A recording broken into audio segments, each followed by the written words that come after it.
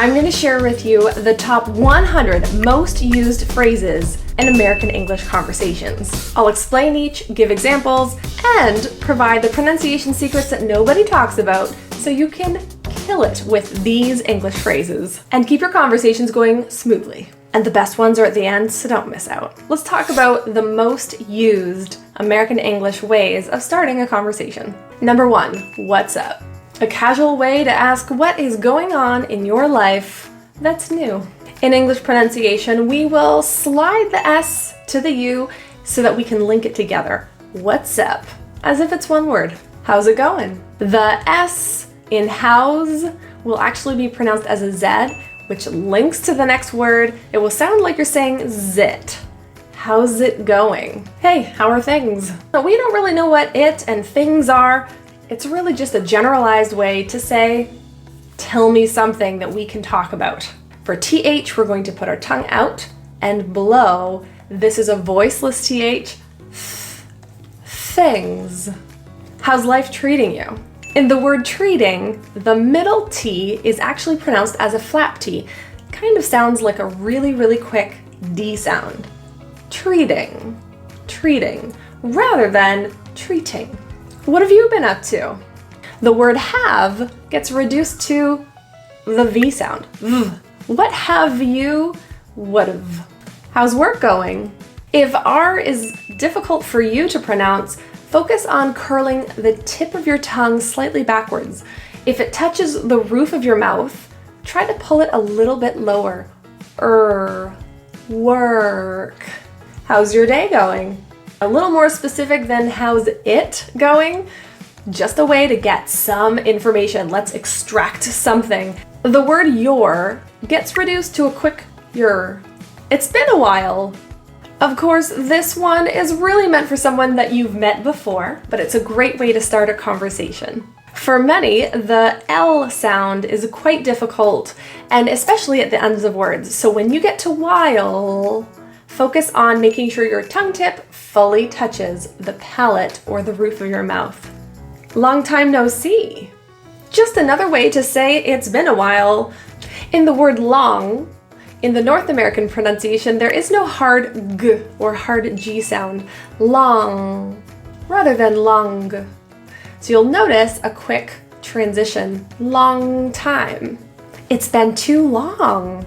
Showing your conversation partner that you miss them a little bit. Again, only applies to someone you've already spoken to. For these conversation starters, you will see more contractions. It has turning to it's. Hey, what are you doing this weekend? This conversation starter is meant for someone you're well acquainted with, trying to get the conversation started about a topic that maybe you can also comment on. The word this can often be quite difficult for people, especially if you have an issue with the I sound, the I vowel. For this word, we're going to pull our tongue a little lower from E to E. Feel your tongue go from high E to a little bit more of a flattened version. This. What have you been up to recently? Again, notice how have gets reduced to just the V sound. What have you been? What's new? Short and sweet and to the point. It's a great way to get your conversation partner to tell you really anything that they want to talk about, which is a great starting point for something that you can find in common to continue the conversation going. Pleased to meet you. This is a great introductory statement for someone you've really never met before, and it is on the more formal end of a conversation starter. The to in this phrase reduces to a quick t. Pleased to meet you. What's going on? This is a more informal way of starting a conversation. With the going word, we're ending with a very soft nasal sound rather than a hard G. Going. It's good to see you again. The friendliest of all conversation starters. Leave the again for someone you've seen already, but it's a great way to let your conversation partner know that you enjoy having conversations with them. How's everything? Another informal way to ask, how is your life going? What is up? The S becomes a Z sound. And now that you know how to start a conversation, you might want to know how to continue and reply to someone who's started a conversation with you. And here are the most common options. I'm great, thanks, how are you? A-R-E is reduced to a quick how are you? Couldn't be better. It's a nice positive spin, letting your conversation partner know that you are doing well. Couldn't be better. The T in couldn't is a glottal T. That means it is kind of stopped in the throat. Couldn't be. I'm doing phenomenal. How about you? This is a longer word, phenomenal. Notice the stress is in the N-O. And there are quite a lot of schwas in there. Phenomenal. No complaints. As a more neutral response, this is quite common. In the com prefix of words, this is generally reduced to a quick complaints. Can't complain. This is another neutral yet very common response. The word can't is generally quite emphasized, and that vowel will be fully pronounced, rather than the word can, C-A-N, being reduced to kn. That way you know it's likely the word can't rather than can. Can't complain. Pretty good.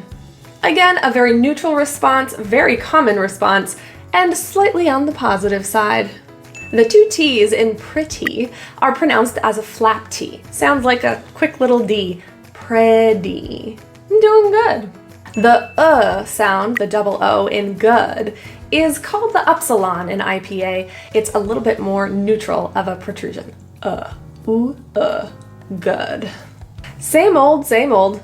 This is a very common way of saying everything is going as usual. For the word old, a very typical difficulty is the L.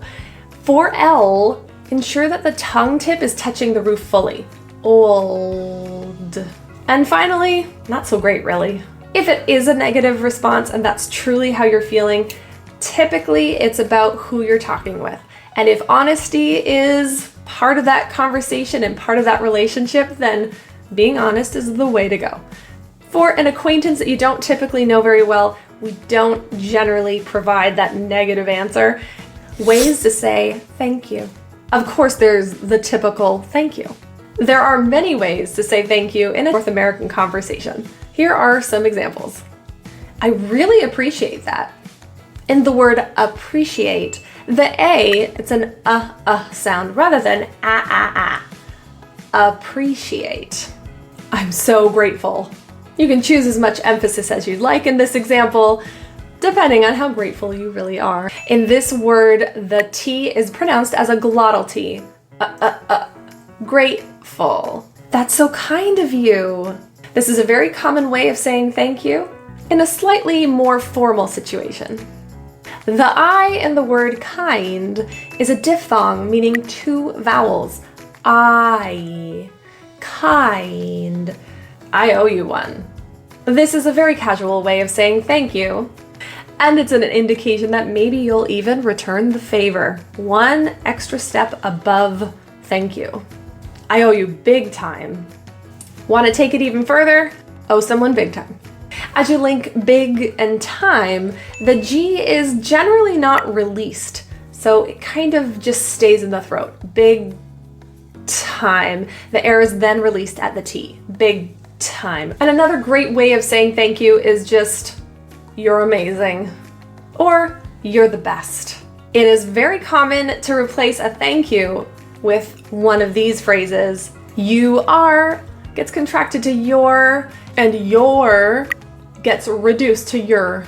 You're the best. Ways to reply to a thank you. There's always the typical you're welcome or you are very welcome. But there are so many other different ways to say you're welcome. No worries. The S in this word worries is pronounced as a Z, a voiced Z sound. My pleasure. The S in this word is pronounced as a Z. It's kind of like an SH with your voice on.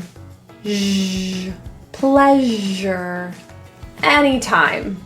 This is a very common response to say, I would help you again. And I would do that anytime. No problem.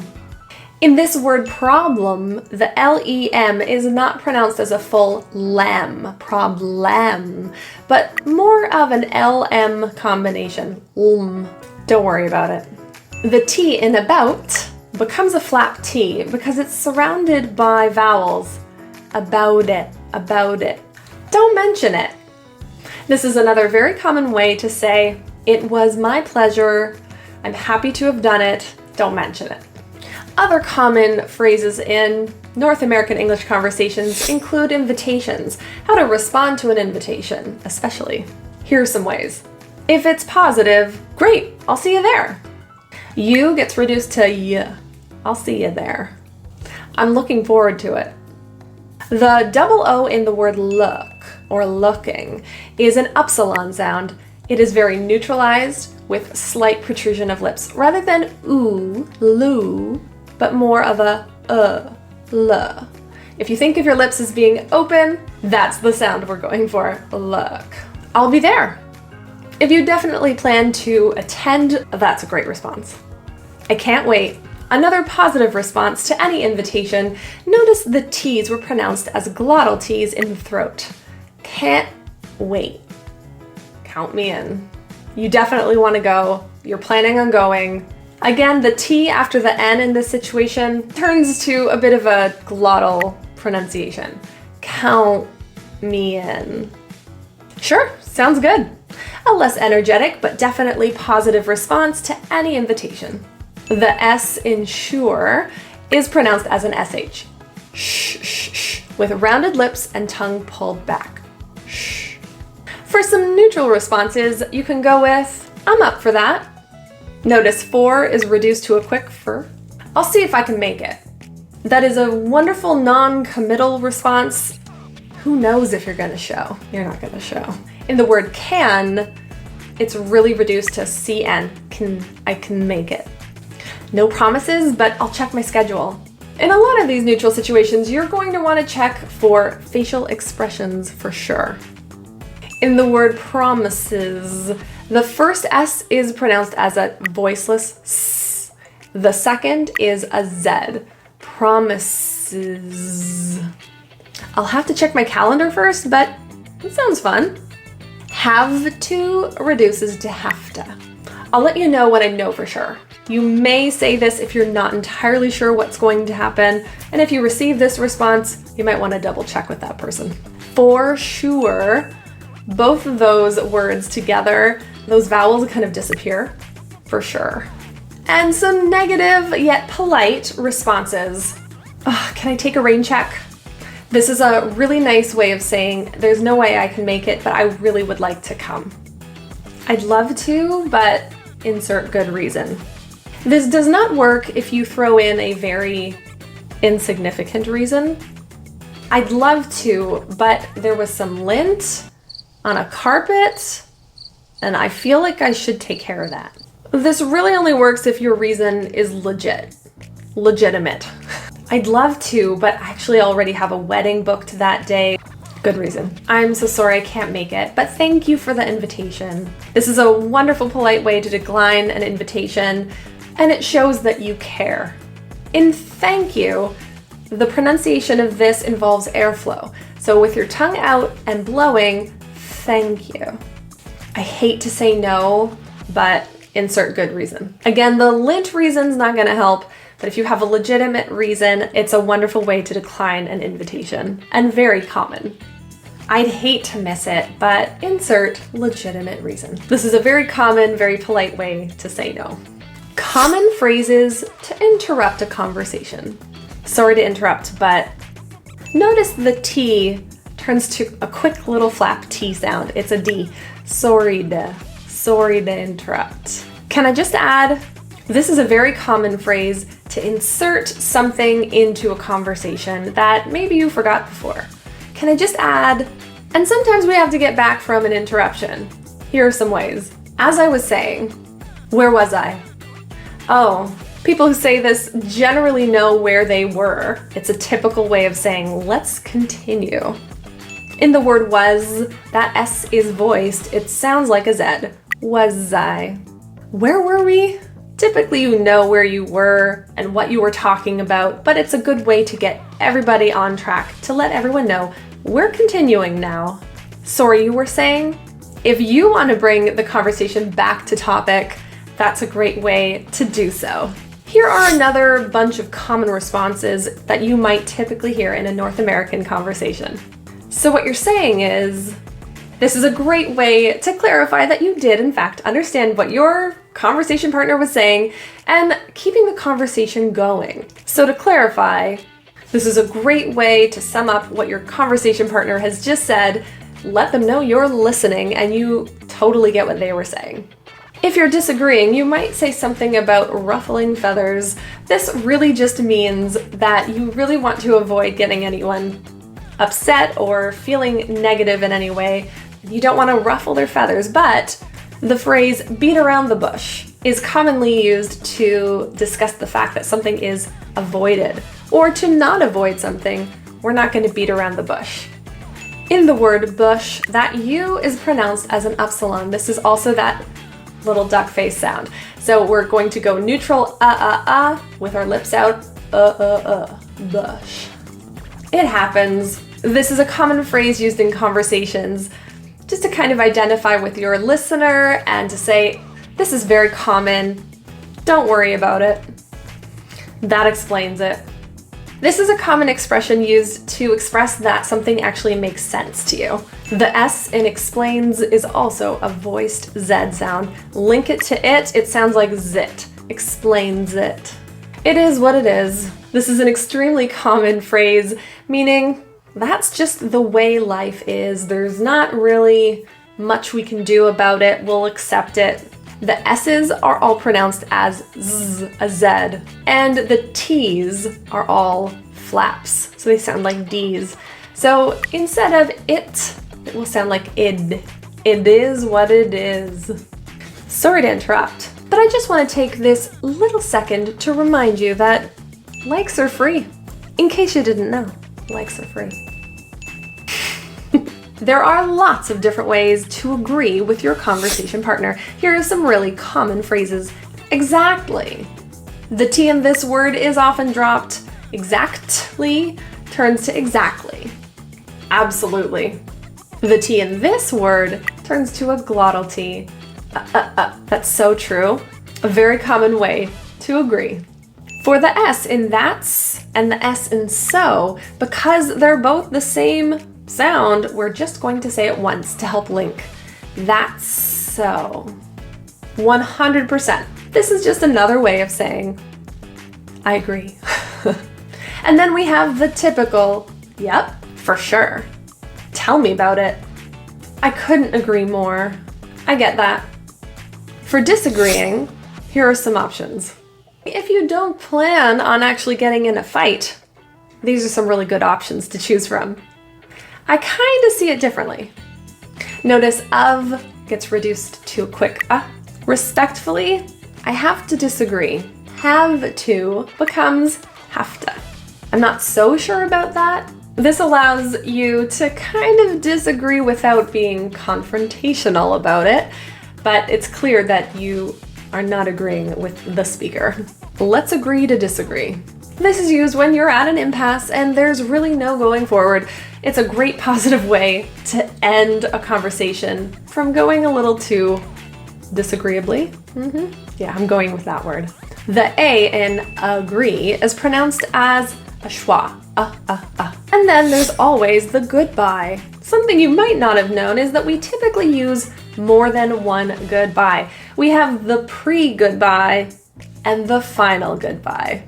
Typically, we will combine one or two together to truly say goodbye. I'll give you some examples. We've got the pre-goodbye, that introduction to a goodbye. This is where we're letting our speaking partner know we're about to end the conversation. Here are some great examples. Anyway, I have to insert good reason. It has to be a reasonable reason that you must leave. I have an appointment to attend. Well, I better get going. Notice in better, the T is pronounced as a flap T, sounds like a D, better. Ugh, I have somewhere to be, so sorry. lets your speaking partner know that you wish you could keep talking, but you just have no choice. It was so nice seeing you, and it's been great catching up, and it's been so nice chatting with you. Very common endings or pre-endings to a conversation involve catching up again soon. A typical phrase would be, let's catch up. Let's catch up soon. And if you have an intention to see this person again, being more specific with how you might catch up. Let's grab a bite to eat sometime soon. Or let's go grab some drinks again sometime soon. As well as a general, let's hang out again soon. Well, it was so nice chatting with you. Now we enter the final goodbye phase. This is that final phrase that ends it all. Here are some good options. Talk to you later. To you gets reduced to tia. It's quicker and it's easier to link. Talk to you soon. See you later. The T in later is a flap T, so it sounds kind of like a D. Later. You've got your good old-fashioned bye. Take it easy. The S in this word, easy, is pronounced as a Z. Easy. Voice on. And take care. Cheers. This phrase is used even outside of a bar or outside of drinking. It has become kind of a casual way of saying goodbye. Have a good one. A good one referring to a good day, a good month, a good life. Who knows? But it's used commonly. Have a great day. Great and day, the T and D kind of become one as the T doesn't get released. Great day, rather than great day. See you again soon. People will often say this, even if they might not see you again soon or anticipate it. It's just a really quick, casual way of saying bye. And they might even add a hopefully. Hopefully see you again soon. And if you're really close acquaintances and you happen to know each other really well, you might say something like, stay out of trouble. Out of becomes ouda. Don't do anything I wouldn't do. Again, used for someone that you are very close with and you might know what they would have done, or they might know what you would have done and be a bit silly about it. We tend to end a conversation gently, finalizing with the final goodbye.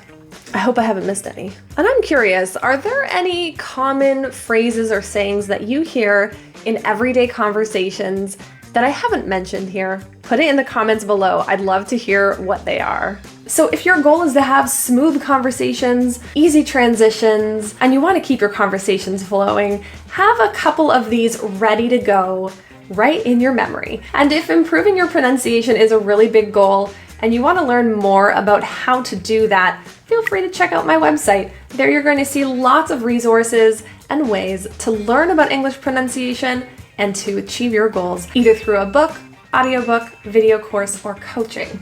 And of course, you can just stay here and stick with me while I teach you as much as you want to know about English pronunciation and mastering confidence and clarity while speaking English. Subscribe to this channel right now and then watch this video right here because that's going to give you even more amazing information. So I'll see you there. Have a good one and stay out of trouble. Bye.